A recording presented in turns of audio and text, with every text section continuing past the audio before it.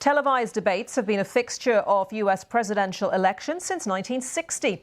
But on Tuesday evening in Philadelphia, Donald Trump and Kamala Harris will break new ground because never before has one of the parties changed candidate between the meetings. For the first of this year's debates, Joe Biden was still the Democratic candidate, but a faltering performance led to him dropping out and his vice president, Kamala Harris, taking his place.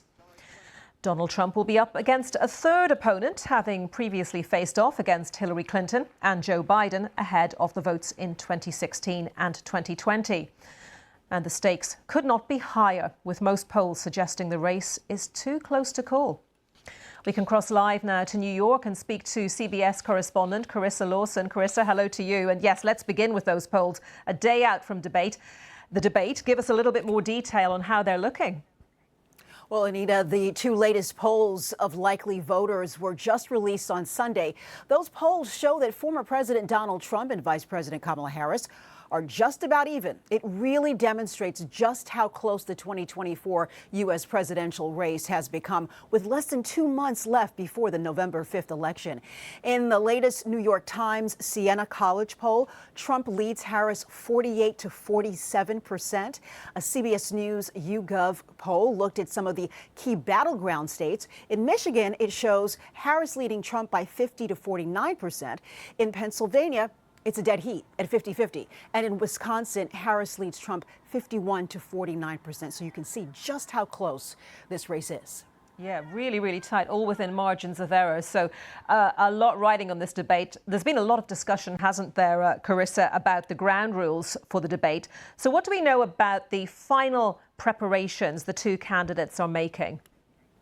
Well, here's what we know. Vice President Kamala Harris has been preparing for this debate by holding mock debates with a Trump-like substitute, complete with television lighting and would-be moderators asking her very pointed questions. Former President Donald Trump, on the other hand, has been engaging in policy briefings with his aides, but has not opted for any mock debates at all.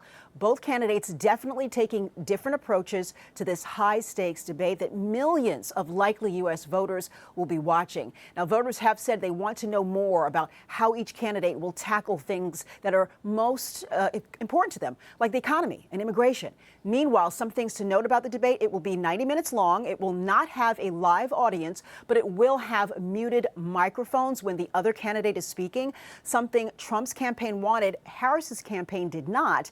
Harris's campaign said it will prevent Trump from having face-to-face conversations with her, but Trump's campaign says they accepted the debate under the exact same terms as the first debate against President Biden when he was the nominee.